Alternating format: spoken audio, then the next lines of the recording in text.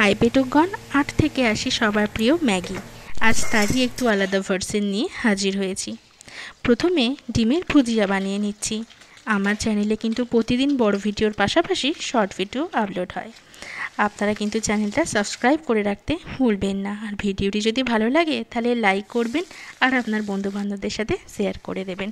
আরও কিছুটা সাদা তেল আমি দিয়ে দিচ্ছি কিছু সবজি, যেমন পেঁয়াজটা আমি দিয়েছি।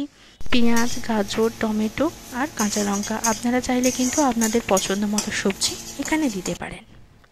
আর আমি এখানে 4 প্যাকেট ম্যাগি নিয়েছি। আপনারা কিন্তু পরিমাণ আপনাদের প্রয়োজন মতো দেবেন। সবজিটা একটু নুন দিয়ে ভাজার পর ম্যাগিগুলো দিয়ে দিলাম জল। এবার ম্যাগিটা সেদ্ধ হতে দেব। ম্যাগি কিন্তু সেদ্ধ হয়ে গেলে এখানে দিয়ে দেব ম্যাগির মশলাটা।